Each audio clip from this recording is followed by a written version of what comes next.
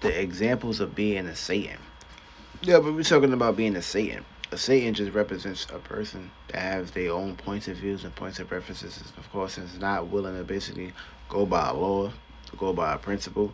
So of course they put themselves into a situation of opposing.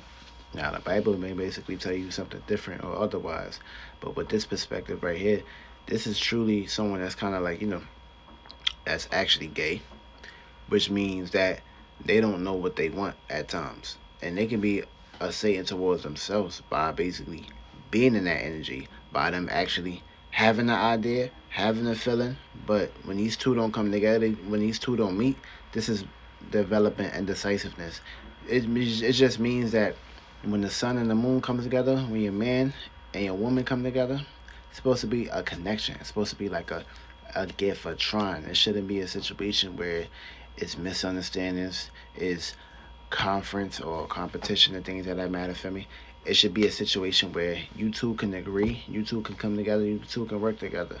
If you two cannot work together, if you two cannot agree to things together, this will basically develop a opposing spirit, a Satan spirit, which means that if you're trying to create something or basically bring it together, it's going to become eradicated. It's going to come discombobulated, which means it's not going to basically have a location or a joint where it can basically stand two firm feet on. It ain't going to be able to actually walk that path. It's going to have difficulties. It's going to have frustrations. It's going to have self-doubts. It's going to have differences. And of course, this is basically what a Satan would basically be represented of, and of course as, when it comes to the characteristics. So these characteristics is predicated towards how you feel and how you think. And of course with these two, when these two come together, they create. And of course the things become density, things become flesh, things become life. And of course this is how you experience life on a totality. Now if you can't put yourself into a situation of connecting your mind with how you feel on the inside, then of course you will be considered a Satan,